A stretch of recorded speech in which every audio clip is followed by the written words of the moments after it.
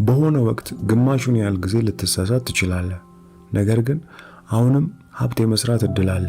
ላለፉት 30 ዓመታት በዚህ ጉዳይ ላይ በጣም እየተቸገርኩ ነበር። አሁን የማስበው ቀላል ሂሳብ ይህ ነው። የተወሰኑ ፕሮጀክቶች ይሰራሉ፣ የተወሰኑ አይሰሩም። በአንዳቸውም ላይ መጨነቅ አይገባም።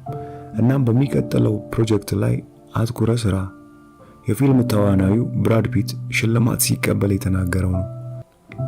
በ1936 ሃንስ በርግዊን የናዚ ጀርመንን ለቆ ወጣ። ኑሮውን በአሜሪካ አደረገ። በካሊፎርኒያ ዩኒቨርሲቲ ስነ ጽሑፍን አጠና። በርካታ መረጃዎች እንደሚያሳዩት በልጅነቱ የተለየ ተስፋና ችሎታ አላሳየም። ነገር ግን በ1990ዎቹ በየትኛውም መለኪያ በርግዊን ከሁል ጊዜ እጅግ በጣም ስኬታማ የጥበብ ሥራ ነጋዴዎች መካከል አንዱ ነበር። በ2000 በርግዊን ከሰበሰባቸው ከፒካሶ፣ ኮብራክ፣ ክሊኒ፣ ከማቲስ የጥበብ ሥራዎች የተወሰነውን ለጀርመን መንግስት ከ100 ሚሊዮን ዩሮ በበለጠ ገንዘብ ሽጧል። ጀርመኖች ስጦታ ነው ብለው እንዲያስቡ ያደረጋቸው ጥሩ ድርድር ነበር። የጥበብ ሥራዎች ስብስብ የግሉ ገበያ መጠን ከ1 ቢሊዮን ዶላር ይበልጣል። አንድ ግለሰብ ይህን ያህል እጅግ ከፍተኛ የጥበብ ሥራዎችን መሰብሰብ መቻሉ እጅግ የሚያስደንቅ ነው። ጥበብ እንደ ግለሰብ አተያይ የሚወሰን ነው። የሆነ ሰው አስቀድሞ ገና በልጅነቱና በወጣትነት ዕድሜው እንዴት የክፍለ ዘመኑ እጅግ በጣም የሚፈለጉ ሥራዎች እንደሚሆኑ ሊያውቅና ሊተነብይ ቻለ። ብቃት ልትል ትችላለህ፣ እድል ልትል ትችላለህ። ልክ እንደ በርግዊን ማንኛውም ሰው በህይወቱ ከሚያገኛቸው ሥራዎች ምናልባትም 99 በመቶ በጣም ጥቂት ጠቀሜታ ያላቸው ነው የሚሆኑት። ነገር ግን ቀሪው 1 በመቶ ልክ እንደ ፒካሶ ያለ ሥራ ከሆነ ሌላው አያስጨንቅም። እጅግ በጣም ብዙ ጊዜ በርግዊን ሊሳሳት ይችላል። ነገር ግን በመጨረሻ እጅግ በሚያስደንቅ ሁኔታ ትክክል ሊሆን ይችላል። በቢዝነስና በኢንቨስትመንት ብዙ ነገሮች በዚህ መንገድ ነው የሚሰሩት። የማሳኪያ ተግባራት ሎንግ ቴልስ የስኬትና የውጤትን አብዛኛውን ነገር የሚወስኑት ጥቂት ተግባራትና ክዋኔዎች በፋይናንስ ላይ እጅግ ከፍተኛ ተጽዕኖ አላቸው። አርአያ የሚሆኑ ሰዎችን ስኬቶች ስንመለከት ስኬታቸው የመጣው ከብዙ ድርጊቶች ትንንሽ ፐርሰንት እንደሆነ እንዘነጋለን። ይህ የገዛ የራሳችንን ውድቀቶች፣ ሽንፈቶችና ተግዳሮቶች የሆነ ስህተት እየሰራን እንደሆነ እንድናስብ ያደርጉናል። ነገር ግን ብዙ ጊዜ ስኬታማ ሰዎች እንደሚሆኑት ስህተት ልንሆን ትክክልም ልንሆን እንችላለን። ትክክል በነበሩበት ጊዜ ይበልጥ ትክክል ሊሆኑ ይችላሉ። ነገር ግን ልክ እንዳንተ ያህል ስህተት ሰርተው ሊሆን ይችላል። ጠቃሚ የሆነው ነገር ትክክል ወይም ስህተት መሆን አይደለም አለ ጆርጅ ሶርስ በአንድ ወቅት።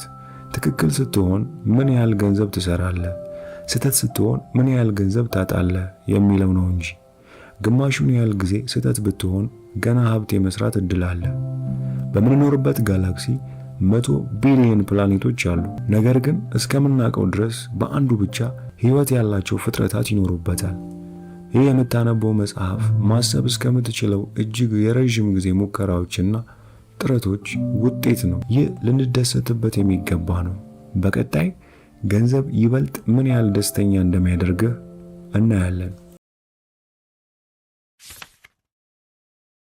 ጊዜን እንደፈለግከው መጠቀም መቻል ገንዘብ የሚሰጥ እጅግ ከፍተኛው ክፍያ ነው። እጅግ ትልቁ ሀብት ጠዋት ተነስቶ ዛሬ የምፈልገውን ማንኛውንም ነገር ማድረግ እችላለሁ የማለት ችሎታ ነው።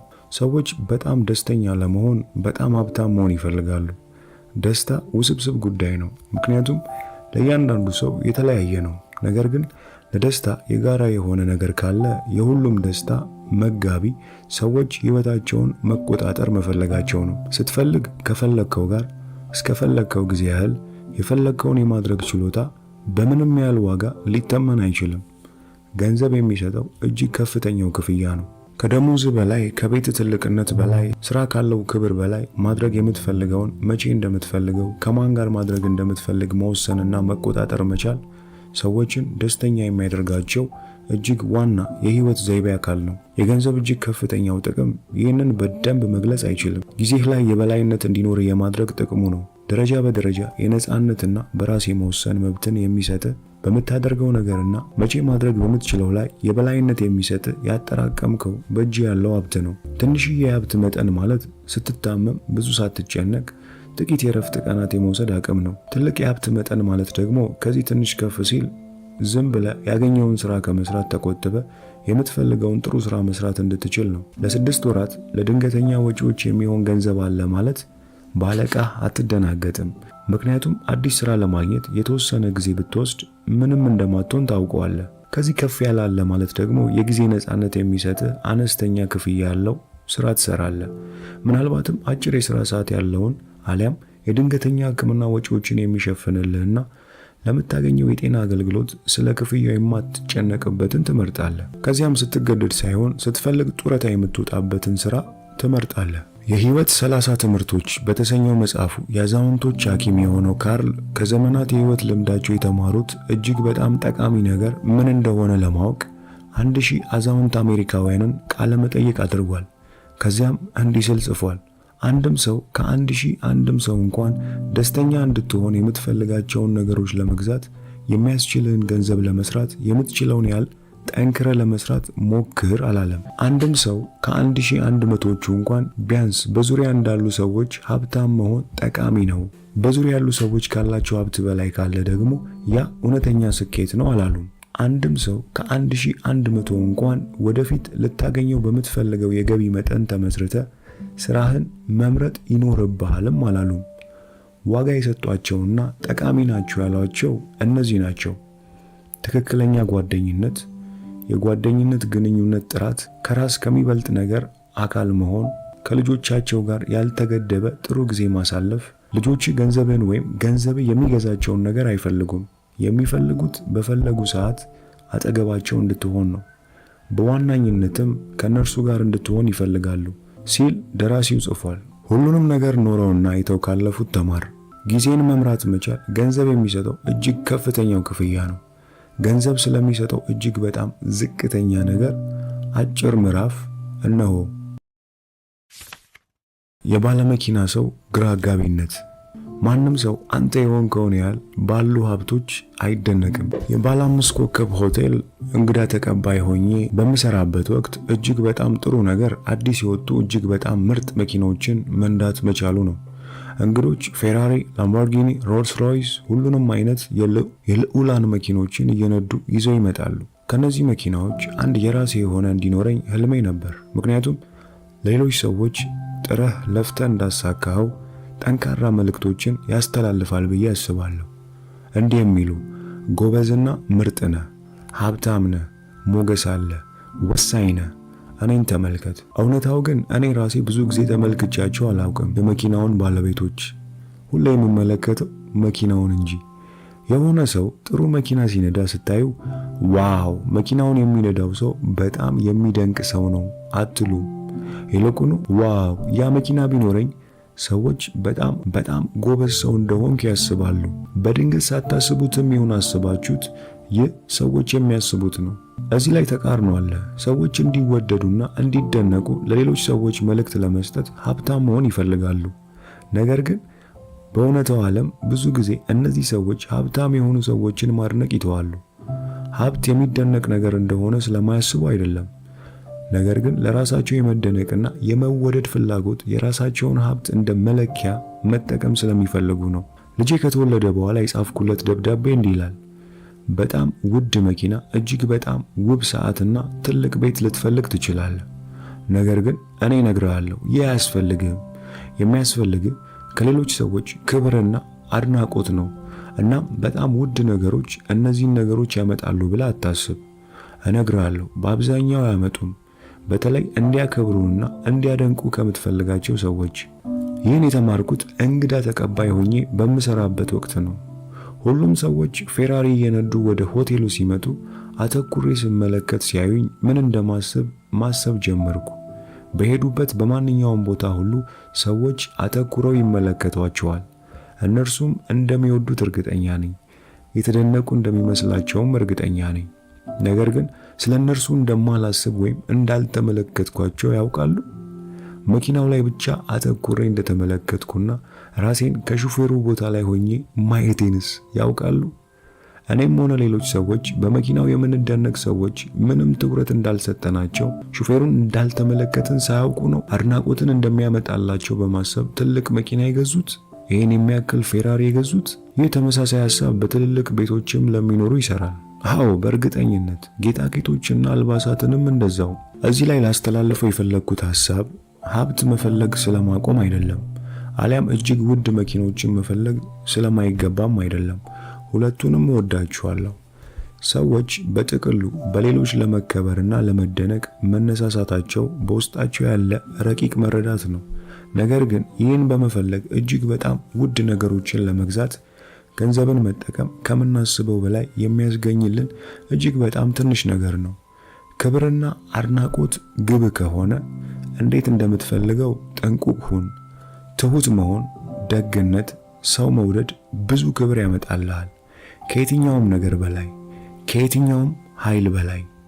ስለ ፌራሪ መኪናዎች አውርተን አልጨረስንም። በቀጣዩ ምዕራፍ እጅግ በጣም ውድ የሆኑ መኪኖች፣ የባለመኪና ሰው ግራ አጋቢነት ሌላኛው ታሪክ አለ። ሀብት የሚታየው ነው። ምን ያህል ገንዘብ እንዳለ ለሰዎች ለማሳየት ገንዘብን መዋል ያነሰ ገንዘብ እንዲኖር የሚያደርግ እጅግ ፈጣን መንገድ ነው። ገንዘብ ብዙ ምሰጦች ያሉት በጣም ጠቃሚ የሆነው አንዱ ይሄ ነው። ሀብት የማታየው ነው። መስተንግዶ ሆኜ የሰራው ጊዜ በሎስ አንጀለስ በ2000 ዓመተ ምህረት አጋማሽ ነው። ያ ዘመን ከኦክሲጂን በስተቀር ቁሳዊ ሀብት ከማንኛውም ነገር በላይ ቅድሚያ ያገኘበት ዘመን ነበር። ፌራሪ ሲያልፍ ካየ በቅጽበት የመኪናው ባለቤት ሀብታም እንደሆነ ታስባለህ፣ ምንም እንኳን ለሱ ብዙ ትኩረት ባትሰጠውም።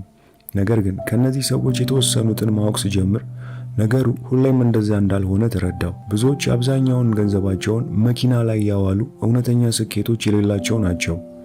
አንድ ሰው አስታውሳለሁ፣ ሮጀር እንለዋለን። የእድሜ እኩያዬ ነው። ሮጀር ምን እንዳደረገ አላውቅም። ፖርሽ በጣም ውድ የሆነ መኪና ያሽከረክራል። ይህም ሰዎች ግምቶቻቸውን እንዳያስቀምጡ አድርጓቸዋል። ከዚያም አንድ ቀን ሮጀር አሮጌ ሆንዳ እየነዳ መጣ። በሚቀጥለው ሳምንት ከዚያም በኋላ እንዴ ያ ውድ መኪና ፖርሽ ምን ሆነ ብዬ ጠየቅኩት። የመኪናውን ብድር መክፈል ስላልቻልኩ እንደገና ለሌላ ሰው ተሸጠ ብሎ መለሰ። የማፈር ስሜት እንኳን አልነበረውም። ቀጣዩን ጨዋታ እንደሚያስተዋውቅ ሰው ነበር መልስ የሰጠው። ስለ እርሱ የነበረን እያንዳንዱ ግምት ፉርሽ ነበር። ሎስ አንጀለስ ልክ እንደ ሮጀር ባሉ ሰዎች የተሞላች ናት። $100,000 መኪና የሚነዳ ሰው ሀብታም ሊሆን ይችላል። ነገር ግን ስለ ሀብታቸው ያለህ ብቸኛ መረጃ መኪናውን ከመግዛታቸው በፊት ከነበራቸው $100,000 ያነሰ ሀብት አላቸው ወይም $100,000 ብድር አለባቸው የሚለው ነው። ስለ እነርሱ የምታውቀው ይህም ብቻ ነው። ሀብትን በምናየው ነገር ለመለካት እንሞክራለን፣ ምክንያቱም ከፊት ለፊታችን ያለው መረጃ እርሱ ስለሆነ። የባንክ ሂሳባቸውን ወይም የሥራዎቻቸውን የገቢ መግለጫ ማየት አንችልም። ስለዚህም ውጫዊ መገለጫዎች ላይ ተመርኩዘን ፋይናንሻል ስኬትን እንለካለን። መኪኖች፣ ቤቶች፣ የኢንስታግራም ፎቶዎች።